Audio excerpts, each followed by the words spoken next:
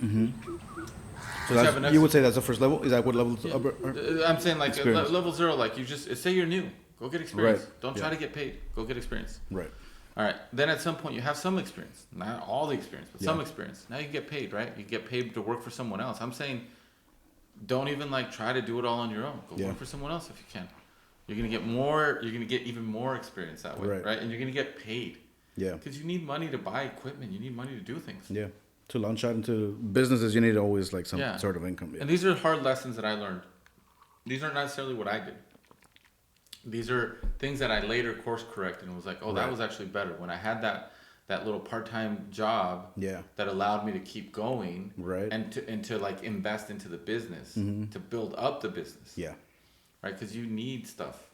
Right. I was talking to, that guy on my first interview, Sammy. Yeah. How he started with his friend like 10 years ago, trying to do their first brand of shirts. Right. And they were both like college students. They had no money. So they just they borrowed, they worked some part-times, they did the things, and they had leftover boxes, that they didn't even sell, and they just they invested so much money, and they couldn't even keep it. They had to close down, Yeah. He learned 10 years later, like, hey, now we're all both working full times. Now we can actually do the business. Right. So it ties directly with that. It's like having something allows you to continue. Yeah. So that would be like your second level. Yeah, because, on the order of starting small, giving away content or whatever it is you can give away, well, you have to eat. Right. And so like, you have to provide for, for yourself maybe, and so that's like the next level up. Right. And then after that, maybe now you're ready to go out and strike on your own. Right. Like, and now what you need processes so that, because you don't, unless you're going to be the baker forever, you don't have to document anything. Yeah. But most people are going to get that taste of like, I like the money coming in. I like getting more clients, but you need help. Yeah. And it's really a good idea to get help. And in order to get help, you need to document your processes, right? Okay. And document process is what you mean, creating the strategies? Yeah, imagine that like you're a photographer, or say you're a videographer. Like here's how we edit. Here's like the folder structure, like. And it's always to expand, to create more people, to bring more people on the team. Is that what that's for? Exactly. It's also from the concept of like maybe you're building a 100-year business and you don't plan on selling, so maybe this doesn't apply. But a lot of people have in mind that like maybe I could sell this. Maybe it's a creative agency. Right. And so creative agency, the first thing someone was going to come in and buy is say, let me look at your processes, let me look at your people. Wow. Yeah. Right. And like, how committed are your people? So they want to interview your people. They're going to want to look at your processes, and they're going to want to look at your clients and see what kind of retainers you have. Are those things that you looked into when you were getting into this business? I never wanted an agency, but I have a lot of friends who have sold agencies. Right. But when you acquired this business, remember you talking about your friend, like the e-commerce, like did you acquire? Or did you just go into part of the team? So let me ease into that, which is at the point at which I decided to level up now. Like there's two alternate paths. One is you build an agency. Yeah. Right. Okay. And you're gonna bill per project, per hour, however you're gonna bill. Nothing wrong with that. It's fine. I propose an alternate path. I consider it a level, like they're almost they're alternate paths, and one is at a higher level. Okay. And it's called being a revenue partner. Okay. And so, but the only way you get there is by being an expert. You have to, okay. And the way to be an expert is you have to be perceived as an expert. Go on podcasts, write articles. So what I did to get perceived as an expert, I have a friend who almost everyone knows him because he advertises on YouTube as like for marketing. Right. So he's super well known.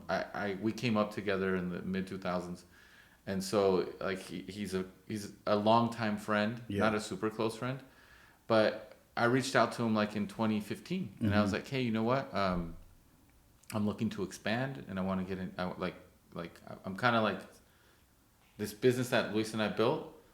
It's not going to grow anymore because I don't want to put more time into it because I think it's capped. My vision for it that I think it needs to grow. It doesn't align with what I want to do. Right. So therefore, it's capped. And I don't like being capped on my growth because I have a growing family. I've got 3 girls, and they're growing, and we need more stuff. Yeah. right? Like, and I don't mean stuff, but I mean like, you know, just like food's more expensive. They eat more, you know, even at a basic level, right? Right. So I reach out to this friend, and he tells me, well, it's tough. He says, because you've been building your own business, so people don't know you. And so you need to now become known as an expert.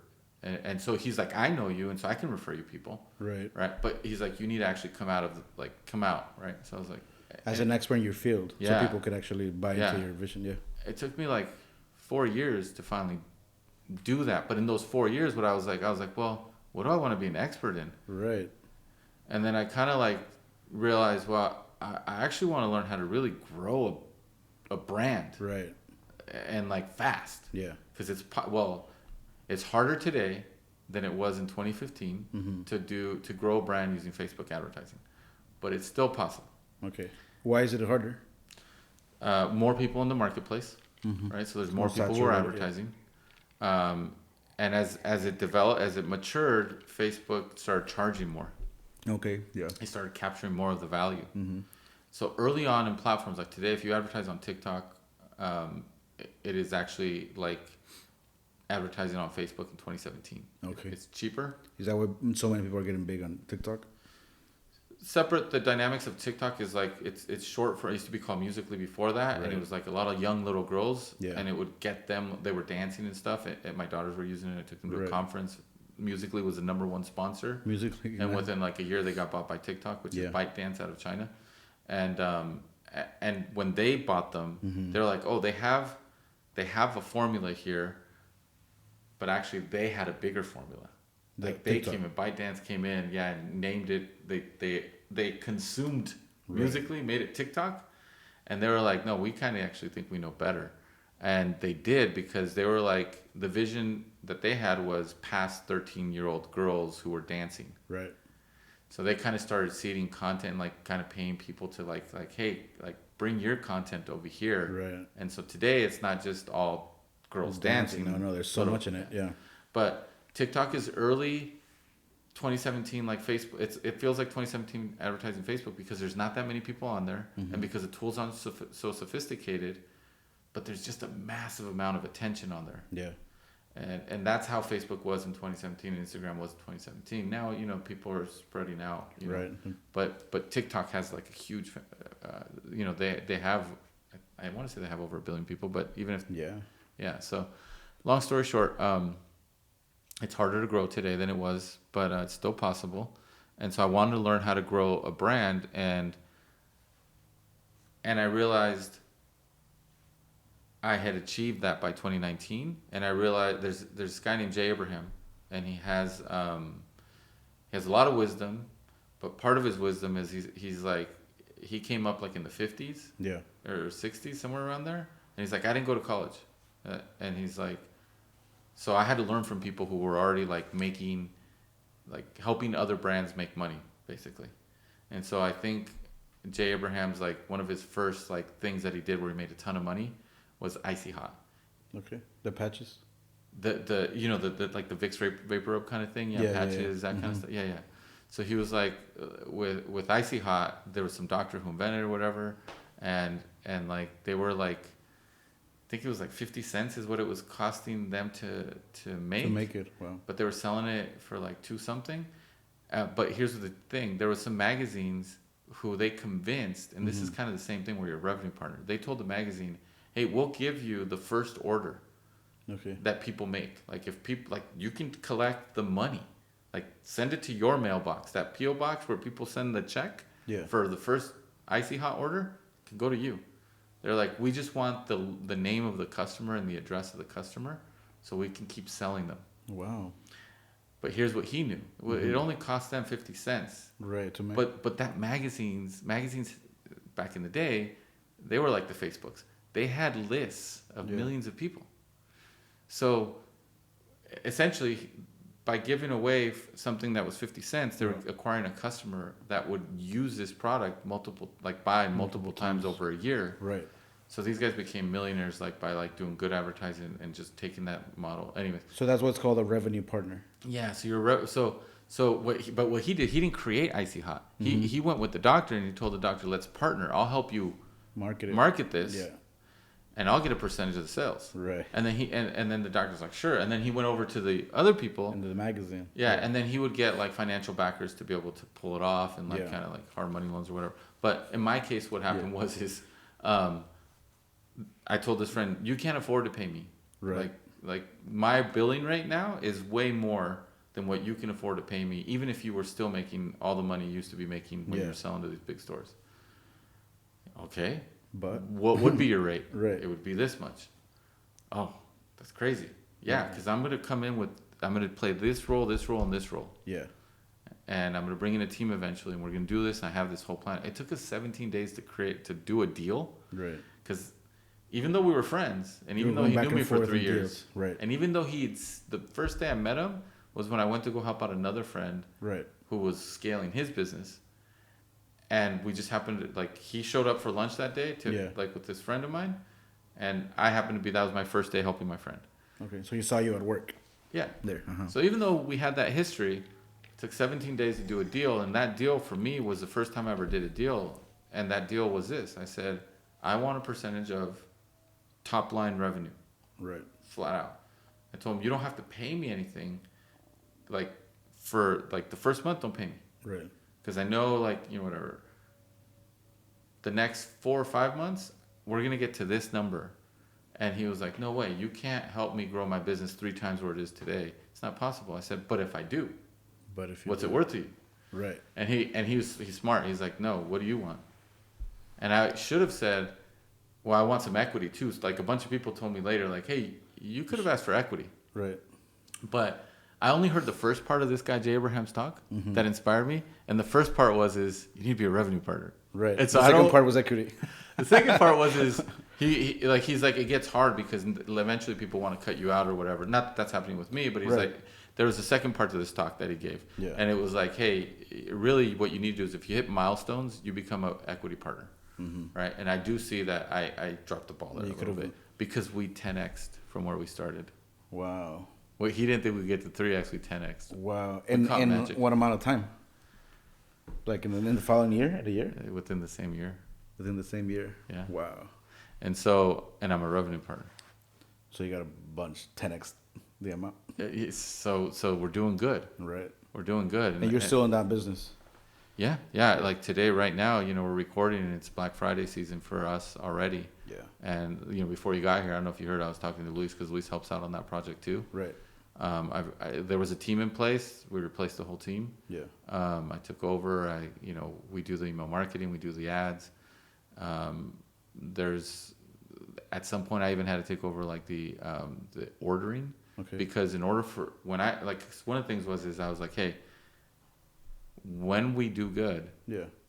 He was used to ordering for like just like 2 months at a certain level. Yeah. And I was like, no, because I'm going to dial this up. And you need to order for like 3 to 4 months, but at a level that's 3 times where we're at. Wow. Because we can't go out of stock because we're paying for the advertising. Yeah. And now there's a lot of stuff that I've learned in business of like when it makes sense to advertise and what kind of, like I had a project where I was trying to sell wallets for like $20. Mm-hmm. There's not enough margin on a $20 wallet, even though it was a high quality leather wallet. Like, there's not enough margin on a $20 wallet. That same $20 wallet, Louis Vuitton, can sell for like hundreds of dollars because they have a brand. Right. Just for the stamp. Yeah. Just for the name. Yeah. Because people associate that with some sort of status, some sort of, they want a part of that. Part of the club. Yeah. And so yeah. So at that business, when you 10x, like when you came in and did that deal. Yeah. Like, what was the security behind it? Like, did you know the steps, or was it more of a leap of faith, or what was it?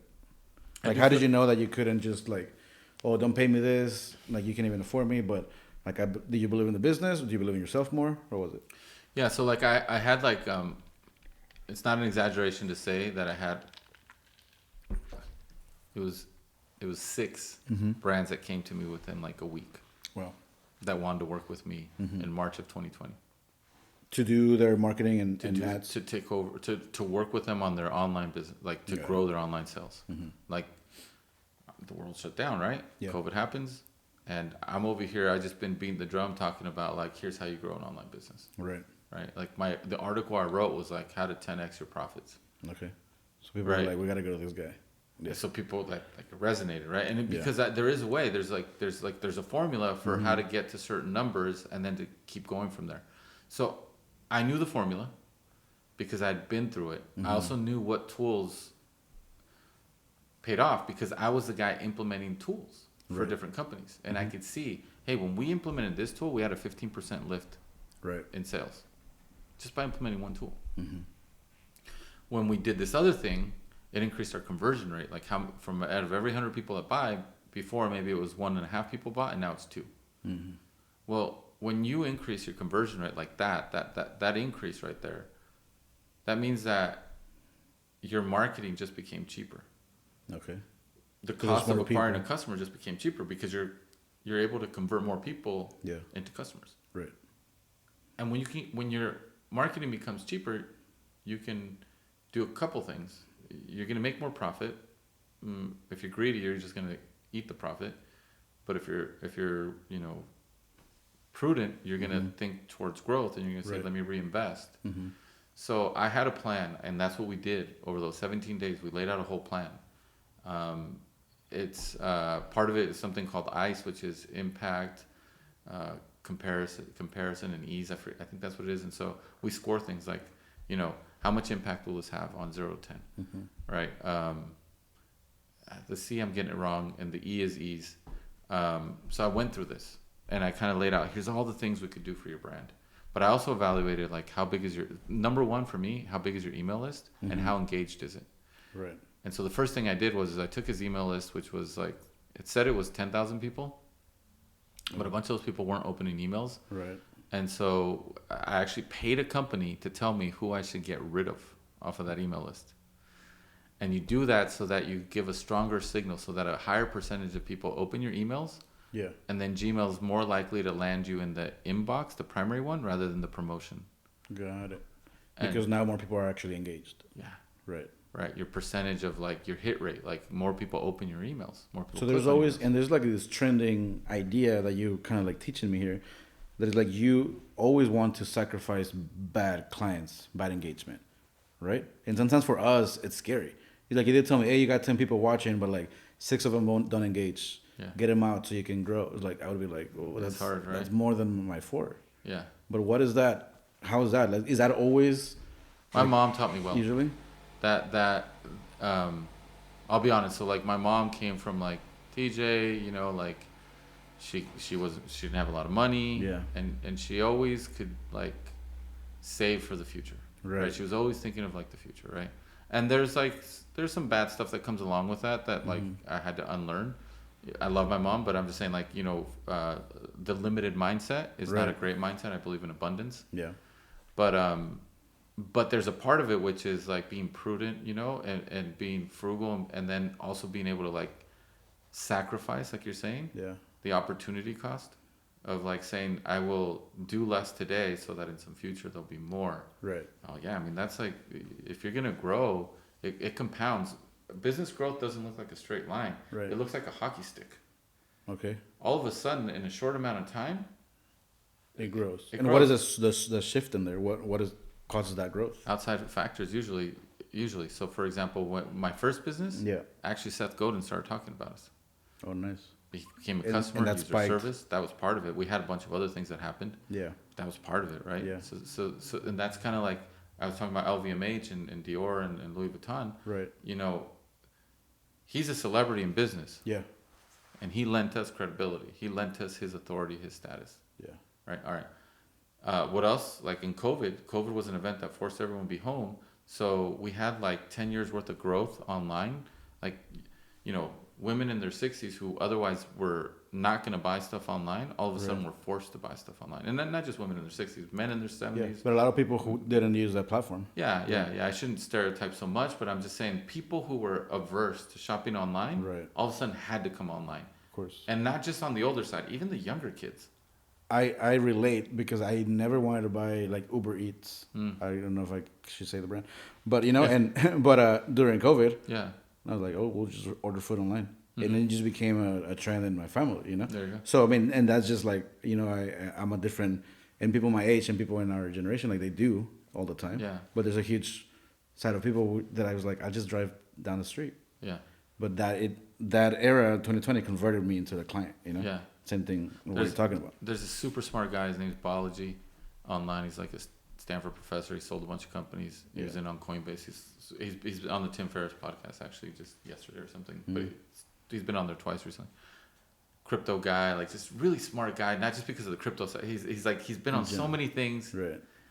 And like he was biotech and then crypto, right? Okay. Like they're separate. Right.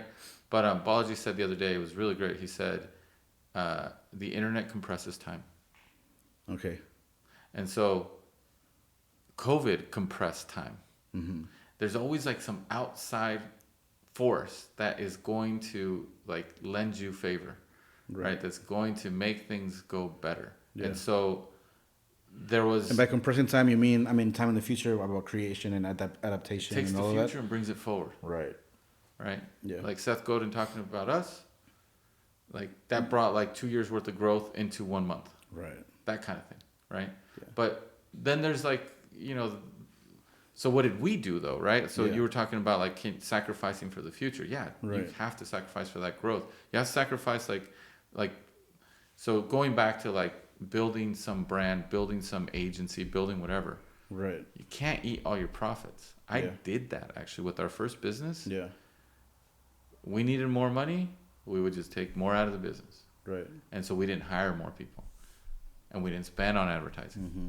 Right. And so you can see at the point. So actually, I don't know who the author of this article is, but at church, Pastor James was like, he just he gave a talk, and it's so it's so on point for business, churches, and any organization. Yeah. And the point is this: when you first start something, you're risk taking. Mm-hmm. And then when you achieve some level of success, you stop going out and getting new people, let's say you're a church. Or you stop going out and trying new things, let's say you're a brand. And you're kind of just focusing on like who's already here. Maintaining, yeah. And that's caretaking. Caretaking, got it. All right? And that's dangerous. Because not only what got you here won't get you to the next stage. Yeah. Right? But you stopped doing what got you here, so now it's going to be even worse because you have to switch it up. When you hit levels, you have to switch it up. Yeah.